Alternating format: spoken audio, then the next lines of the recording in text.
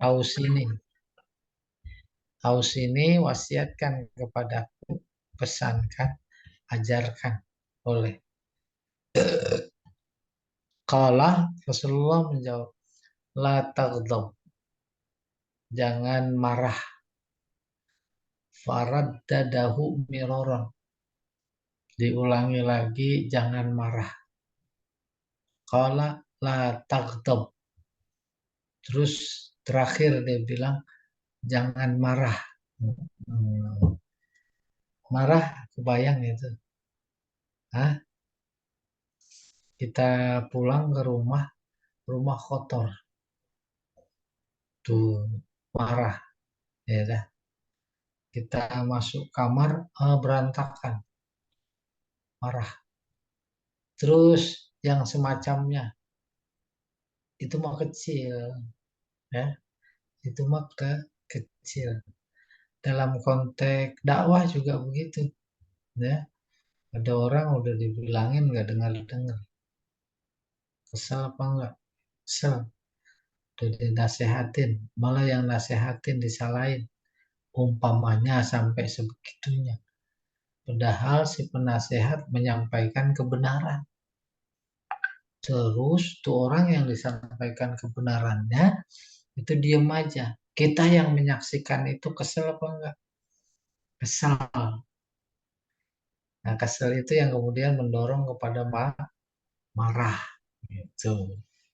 Nah, itu pesannya Rasulullah yang ditanya oleh seseorang, maka pesan jangan marah. Udah paham sampai sini? Kenapa itu? Kenapa itu? Marah itu nafsu, dorongannya nafsu. Paham itu? Nafsu itu tunggangannya setan. Tunggangannya setan. Nah, sehingga kalau saja umpamanya dia marah, secara sadar itu tunggangan nafsu, maka dia dalam ayat Al-Quran ngikutin nafsu namanya. Ikutin nafsu menjadi tak menutup kemungkinan dia bertuhan kepada nafsu. Bertuhan kepada nafsu itu Nabi saja udah diwanti-wanti oleh Allah. Apa itu dalam firman-Nya? Afara'aita man ittakhadha ilahahu hawahu. Afara'aita. Apakah engkau tahu apa enggak sih ya Muhammad, ada orang yang menjadikan nafsunya sebagai Tuhan. Tuhan itu bahasa Arabnya ilah. Ilah itu artinya berasal dari aliha. Aliha artinya taat. Maka kalau ngikutin nafsu dalam konteks ini adalah marah, berarti dia lagi taat sama nafsunya. Nafsunya ngebisikin, marah, marahin. Tuh. Nafsu itu, berhadapan sama nafsu itu jauh lebih dahsyat dari perang yang paling dahsyat. Jadi lebih dahsyat dari perang yang paling dahsyat. Dalam sejarah, perang paling dahsyat perang Badar. Terus pas pulang, Nabi bilang kepada para sahabat, kita baru pulang dari jihad yang besar. Jihad yang kecil menuju jihad yang besar. Raja'na minal jihadil asghar ilal jihadil akbar.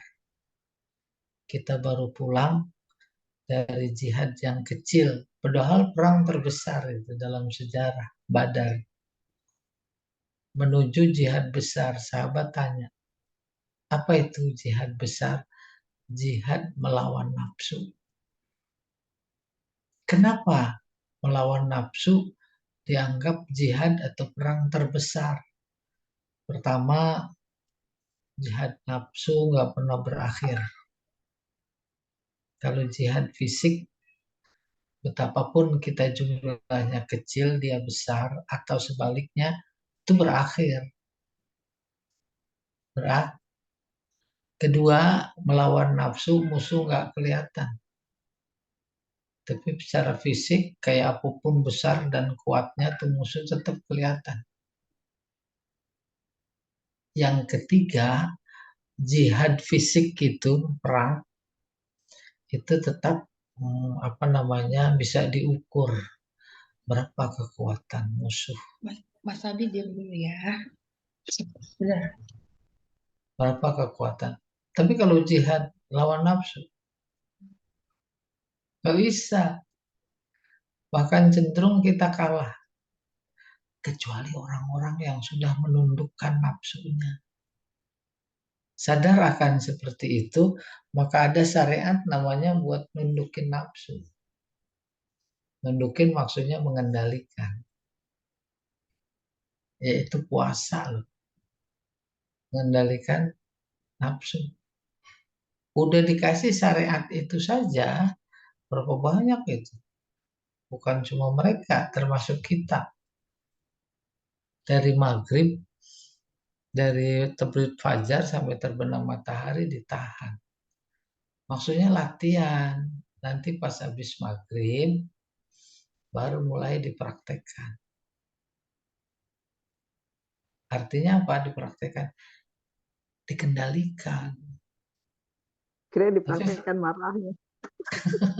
tapi faktanya justru dendam. Ya kan? Tak terasa latihan dari terbit fajar sampai terbit matahari, terbenam matahari. Dilepas selepas-lepasnya. Padahal suruh tahan. Ya kan? Tuh, itu beratnya.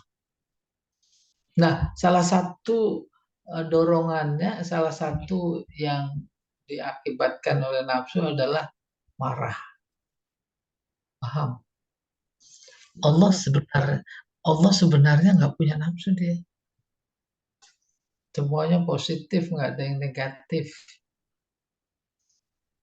Ya, karena dituduh dia itu kejam, kejam negatif konotasinya. Buktinya siksaannya itu menurut manusia melampaui batas. Walaupun kemudian udah dijawab jazaa wifaqo, enggak, itu balasan yang pas. Akhirnya terkait marah, ada hadis qudsinya berbunyi sabaqat rahmati ghadabi. Bukan berarti Allah, apa artinya? Artinya rahmatku, kasih sayangku itu lebih aku dahulukan ketimbang marahku. Udah kebayang ya? Udah.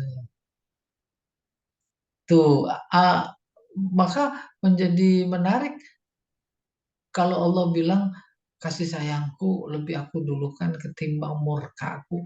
Emang Allah punya murka? Maka jawabannya tidak. Tidak punya murka, kan itu negatif. Kenapa dia bilang aku lebih mengedepankan kasih sayangku ketimbang murkaku? Karena dia dituduh murka. Azab-azab yang sering kita bilang Allah marah. Apalagi nanti disediain neraka. Kalau memang dia sayang, nggak usah disediain neraka dong. Tuh andai kata betul ada yang begitu ngomongnya dari hati nurani, itu dia lagi mengikuti nafsu. Yang sekarang juga banyak. Mana Allah?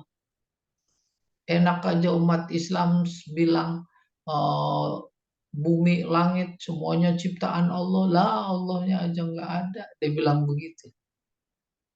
Allah murka apa enggak? Enggak, tuh dia tahan. Nah, kembali ke sini. Boleh jadi ketika ada orang bertanya, minta dinasehatin, jawaban Nabi la taghtab, jangan marah. La taghdab, jangan marah. Kenapa? Karena kalau marah membawanya ke neraka. Ya, bawanya ke neraka. Kenapa bawanya ke neraka? Karena dia beranggapan bahwa dia yang benar. Yang lagi marah itu dia beranggapan benar. Yang lain salah. Juga mengandung unsur kesombongan kalau marah itu. Dan sifat-sifat yang dilahirkan oleh marah, serakahnya, kesombongannya, sok benarnya, itu kan membawa kepada kedurhakaan semua. Nah, boleh jadi Nabi jawabannya ketika dimintai nasihat, jangan marah, jangan marah. Iya. Nanti kita coba diskusikan fenomena keseharian kita. Ada marah atau tidak? Yang dicap oleh Allah sebagai kelompok yang marah direkam, dicatat dalam kitab sucinya, yaitu ghairil maghdubi alaihim waladhdallin. Maghdubi Yahudi, murka dia sama Allah, dimarahin sama Allah.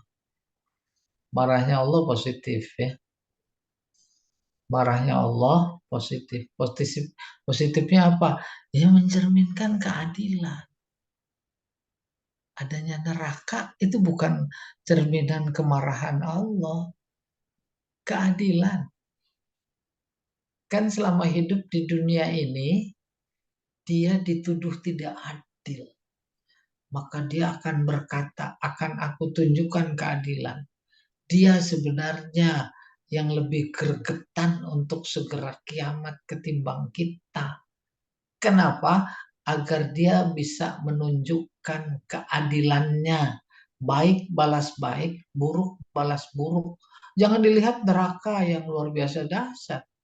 Tapi lihat sebabnya. Ya, oke. Allah marah kepada Yahudi. Maka kita umat Nabi Muhammad diajarin. Jangan sampai kayak begitu.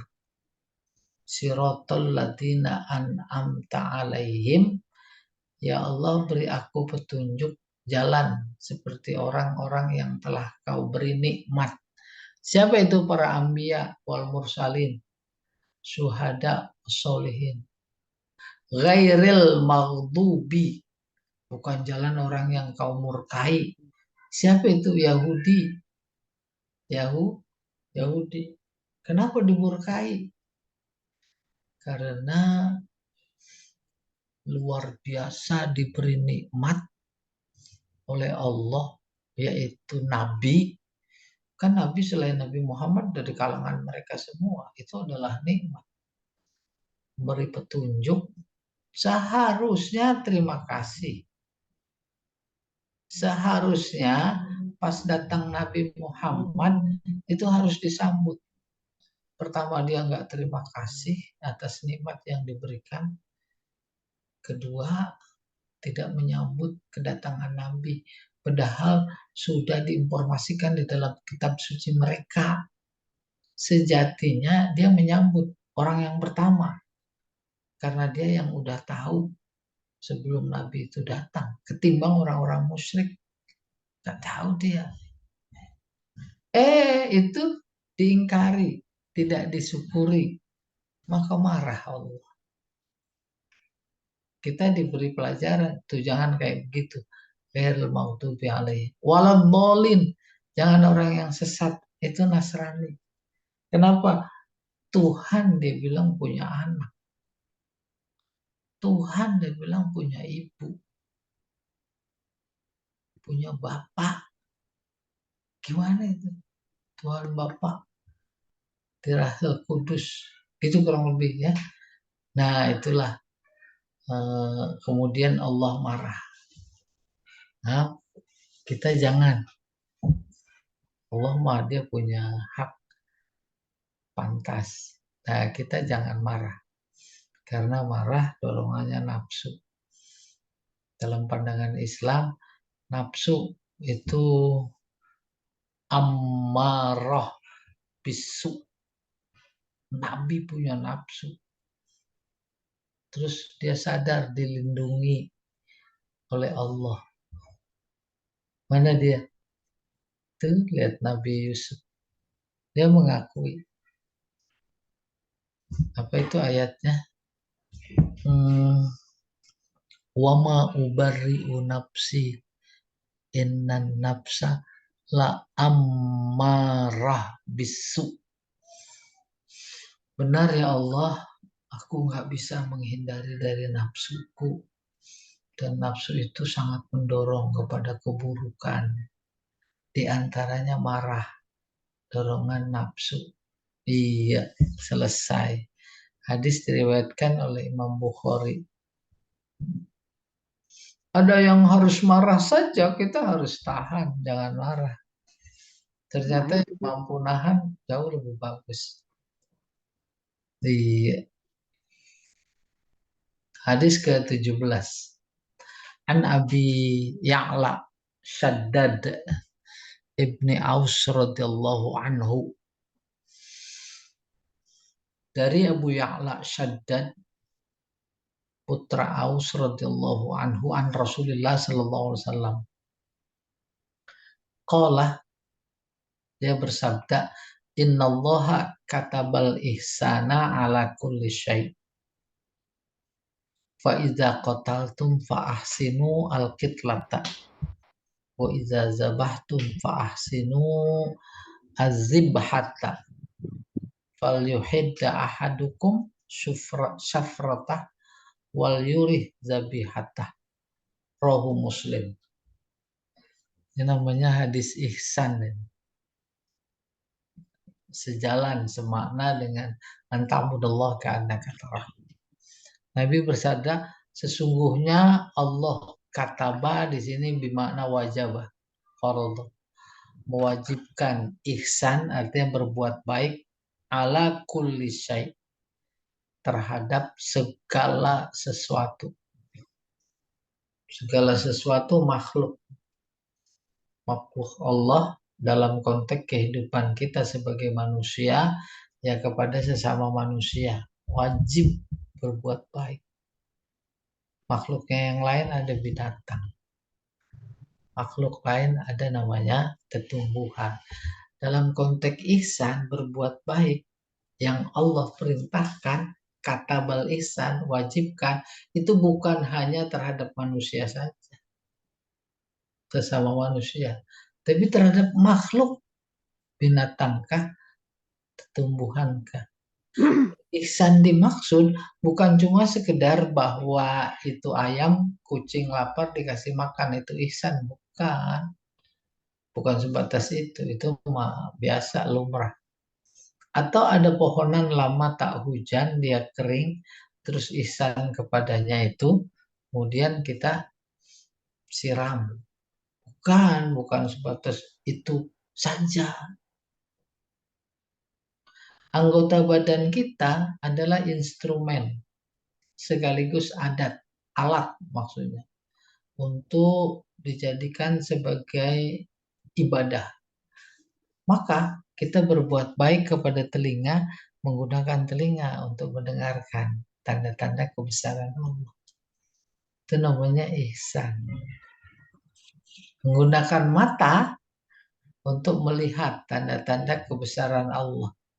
Jalan kaki untuk jalan, yaitu menambah ketakwaan kepada Allah. Berarti kita sedang berlaku ihsan kepada telinga, kepada mata, kepada hidung, kepada mulut, kepada lidah, kepada telinga, kepada apa lagi itu, tangan, kepada kaki.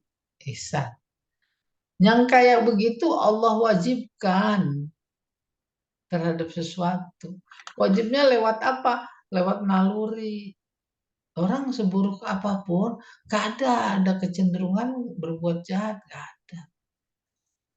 Karena ada bisikan tadi. Ada faktor eksternal. Nah, kalau kepada sesama makhluk, yakni sesama manusia, kita diwajibkan berbuat baik, kepada binatang berbuat baik, kepada tumbuhan berbuat baik, kepada orang yang beda agama berbuat baik. Puncak keihsanan yang ingin Allah tonjolkan dalam hadis ini, fa iza qataltum, kalau membunuh, fa ahsinu al qitlata. Kalau bunuhlah dengan penuh ihsan, baik,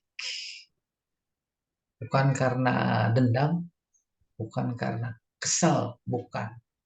Apa kalau begitu? Pertama, harus ada alasan yang kuat, dibenarkan oleh agama untuk dibunuh. Cuma dua. Pertama, kisos. Itu membunuh dengan ihsan. Coba ya, kisos. Potong tangan kah? Bunuh kah? Itu maknanya kita memberikan hak kepada mustahiknya. Hak kepada mustahiknya. Siapa mustahiknya? Yang membunuh itu mustahik dia. Ketika dengan alasan yang tepat. Mustahik. Nah, andai kata memang itu membunuh dan sudah positif masuk kategori membunuh yang dibolehkan, yaitu kisos. Itu pun harus dilakukan dengan sebaik-baiknya. Pertama, nggak ada emosi. Orang ibadah kok. Membunuh di situ kan ibadah. Nggak boleh ada emosi. Ya, apa itu? Bagaimana mengontrolnya? Yaitu bismillah atas nama Allah. Karena itu menjalankan syariat Allah. Menjalankan syariat Allah adalah ibadah. Itu yang dimaksud faiza qataltum fa ahsinu al-qitlah. Maka cerita ada masjid di Mekah, Masjid Kisos. Itu sebelum dikisos, ditebas lehernya, kan disuruh sholat sunat dulu. Sholat sunat sana 2 rakaat, mohon ampun. Di antara cara membunuh dengan baik, dia tak tahu. Maka ditutup matanya. Diingatkan, suruh berzikir, supaya lupa apa yang akan dia terima. Terus diduduk di depan masjid, ada tempat duduk khusus, menundukkan kepala dia, condong ke depan. Terus disuruh berzikir, baru kemudian diperkirakan pikirannya lengah dengan balasan mau dikosos, ditebas lehernya, punuk belakangnya ini putus. Itu yang bisa dilihat ihsan, ya. Maka di sini secara jelas iza qataltum fahsinu al-qitlah. Perang sekarang, gimana perang? Kan membunuh yang dibolehkan dua, pertama kisos, kedua perang. Perang itu berseberangan sama Islam. Islam itu sendiri artinya damai. Oleh karena itu, dalam bab jihad kita buka buku-buku fikih, sebelum mengkaji tentang perang, itu diawali dengan mengkaji tentang damai. Bahasa Arabnya salam. Salam itu damai artinya. Agama Islam, agama yang membuat kedamaian. Oke? Apa hadis Nabi yang dipakai? Assalam qoblal kalam. Kalau sudah berhadapan sama musuh, salam dulu, ajak masuk Islam. Terima apa enggak, begini begitu. Kalau enggak, baru boleh halal diperangi. Itu namanya, ya, membunuh boleh. Faiza qataltum, dan kalau memang terjadi perang, itu juga jangan emosi karena mempertahankan diri. Idza qataltum fa ahsinu al-qitlah. Pak Asinu Al-Khidlah masuk di dalamnya karena tidak ada dendam. Setelah bunuh udah selesai.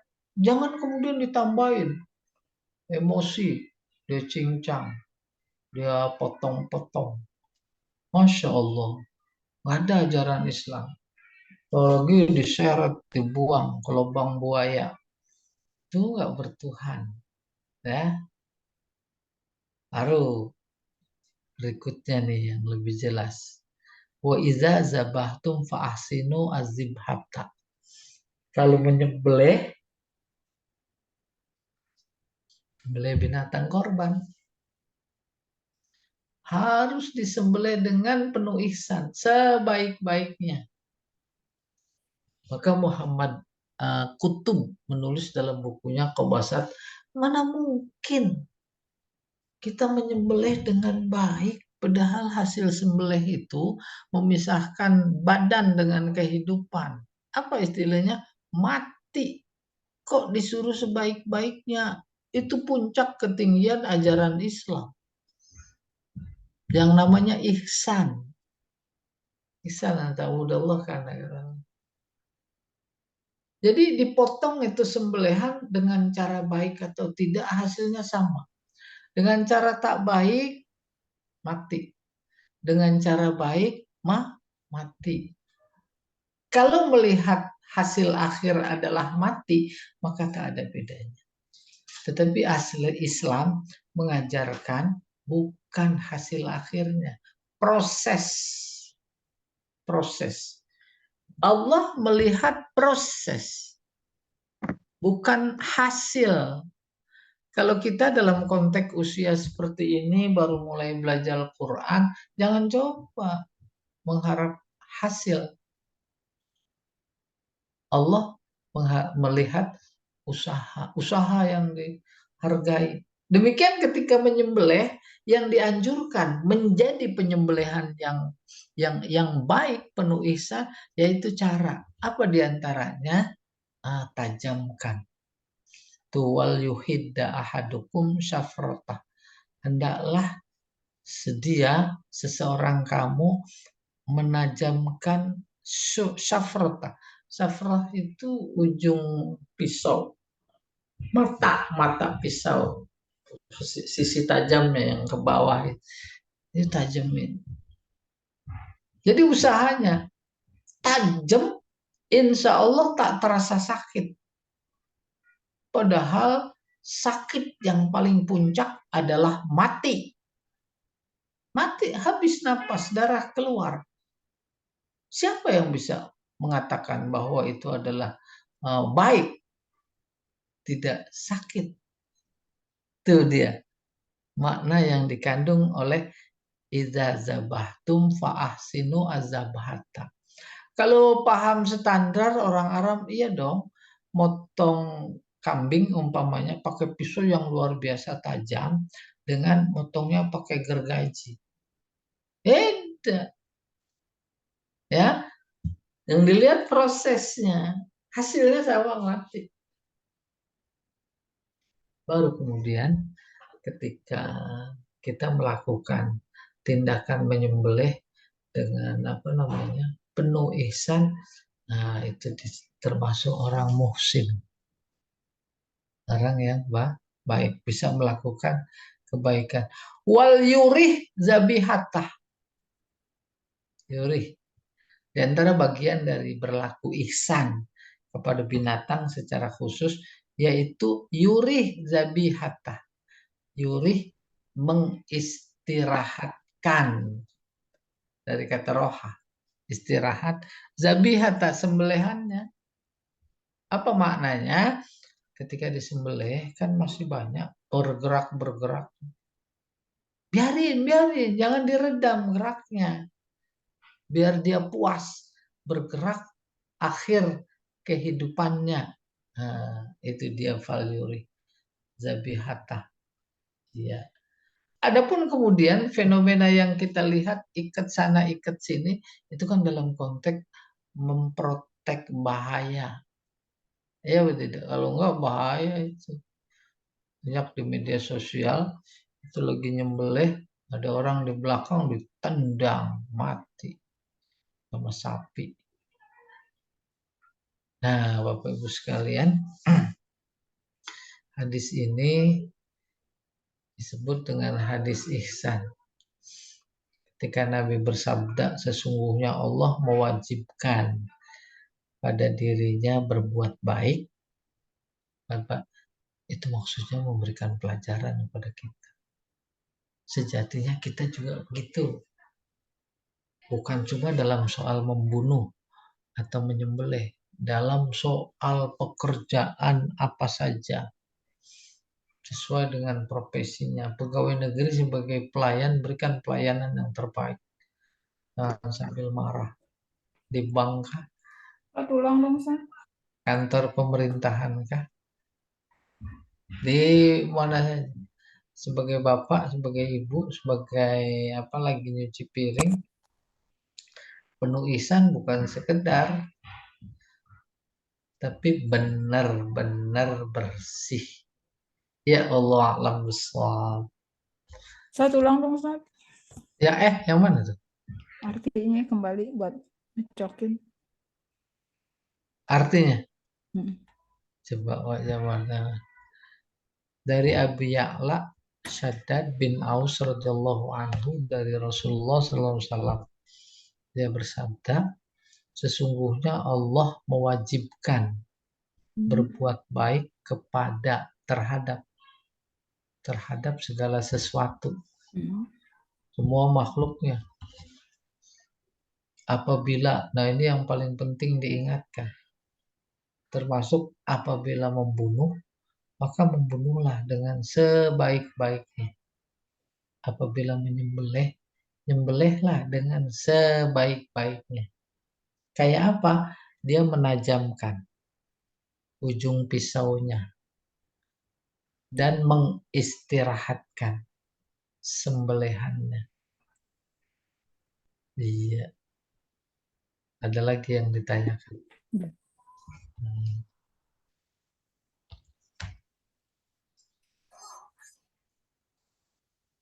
Ya, makasih. Ya,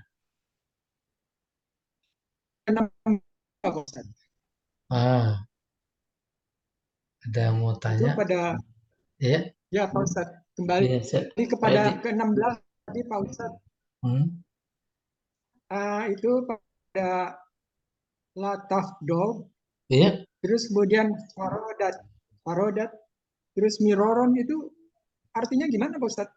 Kan tadi pada latafnya aja yang uh, farodat sama Parod dada. rod dada. Dia ulang-ulang. rodat. Iya, miroron berkali-kali. Jadi nggak 2-3 kali. Kesannya begitu. Dan marah. Apalagi umpamanya dia bertanya. Jawabnya, jangan marah. Apalagi, jangan marah. Gitu. Apa maknanya marah penting? Maksudnya marah penting, jangan marah penting. Kenapa? Karena dorongannya nafsu. Kayak begini nih dorongannya nafsu nih. Yang membatalkan puasa ada dua. Membatalkan puasa itu sendiri, yaitu makan minum atau hubungan suami istri di siang hari, batal puasanya. Tapi yang kedua, membatalkan pahala puasa. Puasanya mah nggak batal, tapi nggak dapat apa-apa dia. Apa itu? Yang pertama, ghibah. Loh, kenapa kok ghibah jadi membatalkan pahala puasa? Karena sasaran tembak puasa adalah nafsu supaya dikendalikan. Lah ghibah itu kan ngikutin nafsu. Ya tidak. Apalagi namimah, namimah ngadu domba. Apalagi dusta. Dusta kan ngikutin nafsu. Batal pahala puasa. Apalagi al-yaminul ghamus, sumpah palsu. Itu kan dorongan nafsu. Dibayar, terus kamu bilang begini ya, bohong, dusta.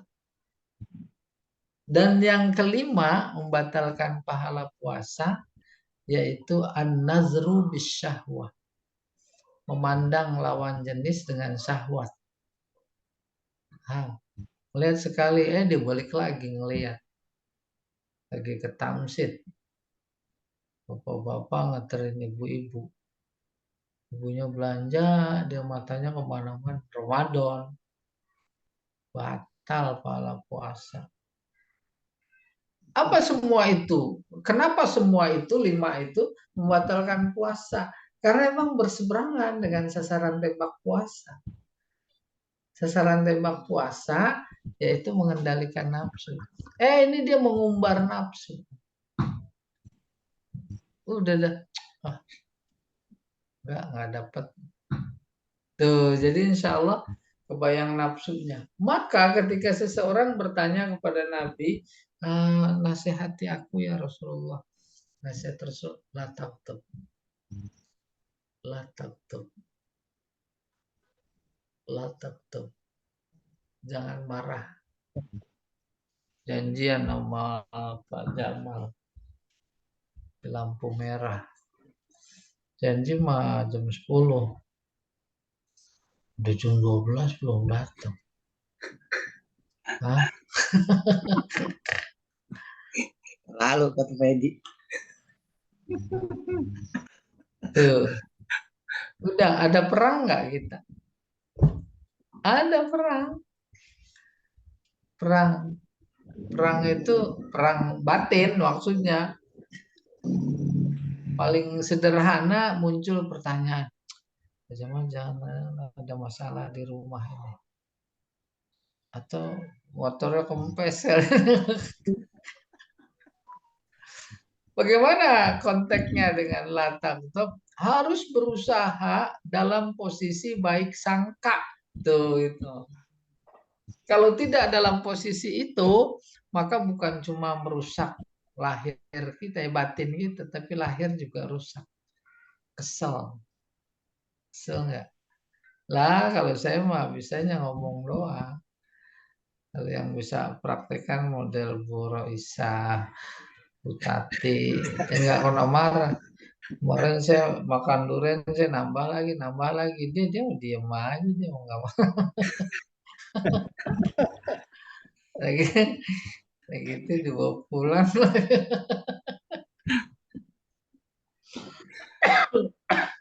Ya, silakan yang lain. Iya. Ada lagi yang lain. Dan itu kan redaksinya kan kataba. Kataba bermakna wajib tadi. Iya, iya. Maka wajibnya ini melakar seperti hukum fikih atau sekedar anjuran aja. Wah, enak sekali nih. Gitu. Kalau saya memang mendekatinya lewat bahasa. Kataba menulis. Terus kataba wajib. Ya, wajib. Ada benang merahnya nggak? Ya ada. Iya, ada. Apalagi kalau ke pasar. Kita beli benang merah banyak.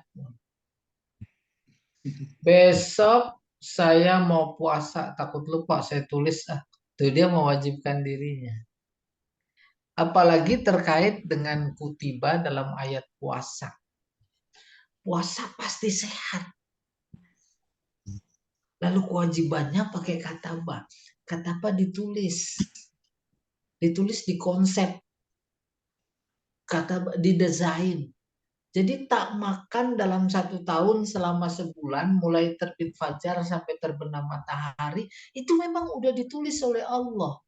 Dalam konteks dia sebagai insinyur, itu udah didesain sedemikian rupa.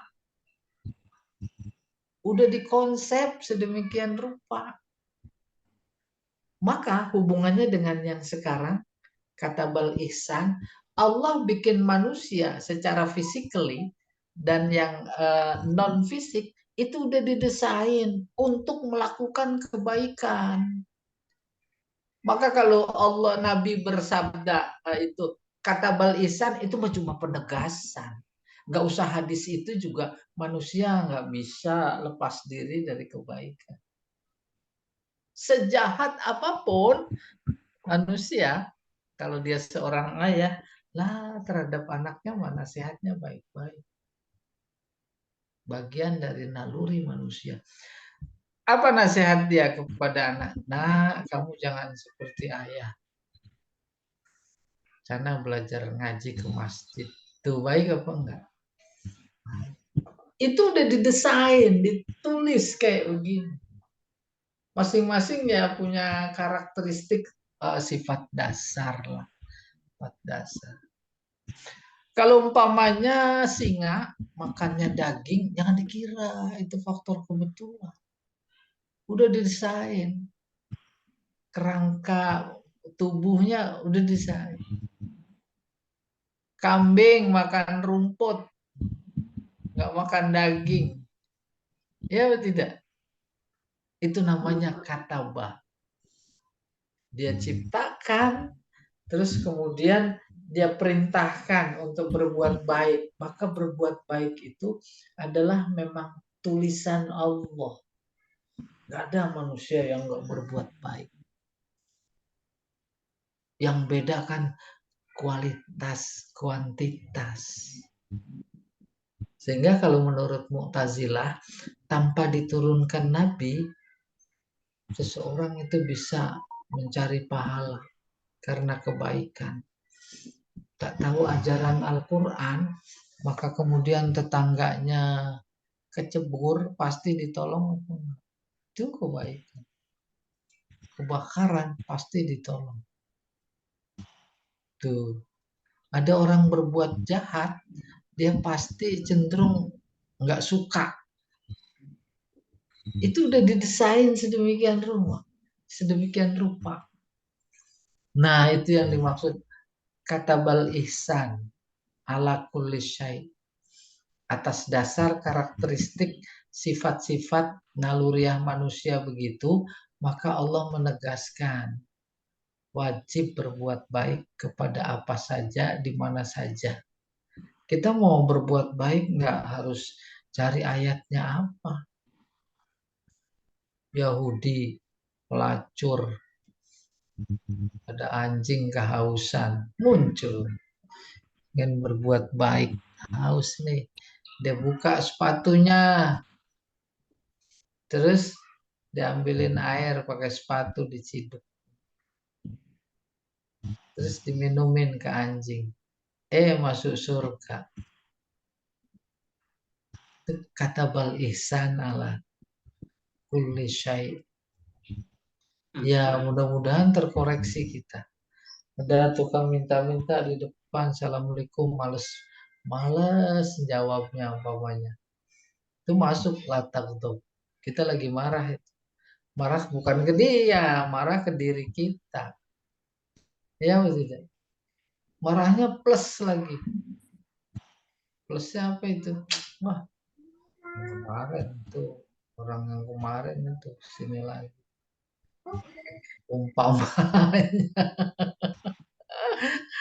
Umpamanya. Nah, itu kita lawan. Terus sudah kita kasih, lega jadinya. Kita bilang, Pak, besok sini lagi Pak ya. Wah, seneng. Besok sini lagi, saya lagi nunggu dari Tati. Kok nggak diajak ke rumahnya lagi? Tapi nungguin Pak Edi masih pentil. Itu pun kalau jadi. Oh, gitu. Jadi tadi ada tuh yang menarik ya, mungkin berbagi ya. Kita memberi kepada tukang minta-minta, nggak seberapa. Pak, besok sini lagi Pak. Luar biasa itu. Luar biasa itu. Susah itu, Ustaz. Maksudnya kesini lagi dia mau kunci pintu. Kayak yang maksa soalnya, Ustaz. Iya, kita emang diuji ya. Itu saja ujian. Sekarang namanya di kompleks seperti kompleks saya itu, ntar ada topeng monyet lewat. Ya. Ada ondel-ondel. Belum lagi ada yang gerobak pakai mikrofon, pakai itu kenceng. Ya. Waduh. Subhanallah ini. Aduh, gimana nih ya? kok udah ganggu tuh kalau diusir marah. Udah ganggu minta lagi. Terus sudah minta nggak dikasih marah umpamanya. Ada kadang-kadang sekali-kali itu tukang debus ya. Bukan debus sih, kuda lumping. Anak-anak kumpul kalau macam. Iya, boleh rasa-rasa bandingkan antara kesel sama ngasih. Mana lebih memecahkan masalah kejiwaan gitu. Oh iya, Allah luar biasa, Allah luar biasa. Itu tambahin pesen tuh. Iya, saya ke rumah Pak Jamal digorengin ikan luar biasa. Saya belum disuruh-suruh sono lagi. Baik, Ustaz. Ikannya asli. Ah, dari Ikan kalau nggak asli Cilincing. ikannya plastik dong Ustaz. Ibu ini bisa. Baik, baik. Baik, Ustaz, karena waktu sudah masuk, kita cukupkan kajian ini. Mudah-mudahan ada Alhamdulillah. manfaatnya dan tambahan keimanan kita pada Allah. Mari kita akhiri dengan baca kafaratul majlis. Subhanallahumma wa bihamdika. Asyhadu an la ilaha illa anta astaghfiruka wa atubu ilaik. Astaghfiruka wa atubu ilaik. Kurang Ustaz. Bukan Oh, Ustaz. maafkan.